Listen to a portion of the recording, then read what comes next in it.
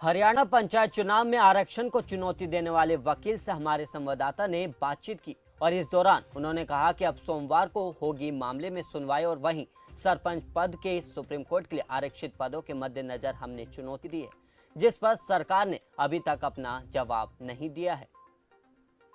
हरियाणा में पंचायत चुनाव काफी समय से पेंडिंग है और लगातार सुप्रीम कोर्ट में भी यह मामला उठ रहा है। सुप्रीम कोर्ट में आज भी इस मामले की सुनवाई हुई और अगला डेट भी सामने आया है। इसी पूरे मामले में हमारे साथ बात करने के लिए मौजूद हैं सुप्रीम कोर्ट के लॉयर दीपकरण दलाल।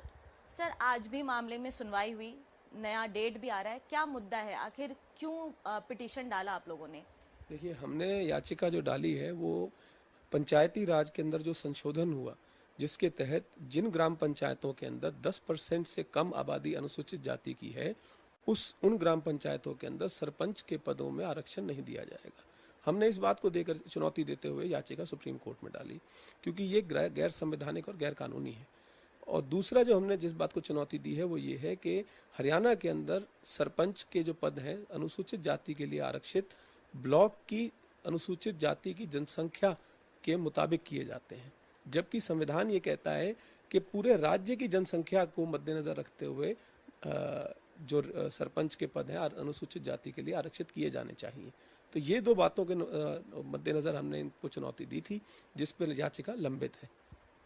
सुनवाई होनी है, तारीख भी आ गई है, सरकार ने क्या अपने तरफ का पक्ष रखा है अभी तक? अभी तक सरकार ने नहीं। सरकार ने पिछली तारीख पर 1 हफ्ते का समय मांगा था कि हम जवाब दायर करेंगे।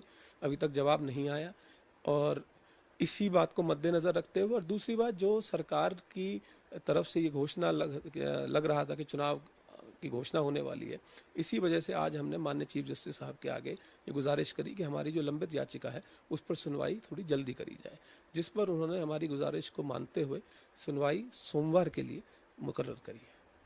जिस तरीके से हम देखते हैं कि बहुत बार ऐसा होता है कि चुनाव की डेट आ जाते हैं और मामला चलता रहता है, क्या इस मामले में भी ऐसा कुछ डेवलपमेंट देखने को मिल सकता है? हाँ जी, अगर कोर्ट चाहे तो ऐसा हो सकता है। यानी कि चुनाव की तारीख ऐलान कर दी जाएगी और मामला चलता रहेगा? अगर कोर्ट चाहेगी, अगर कोर्ट को लगेगा कि ऐसा ज़रूरी है तो वो कर सकते हैं।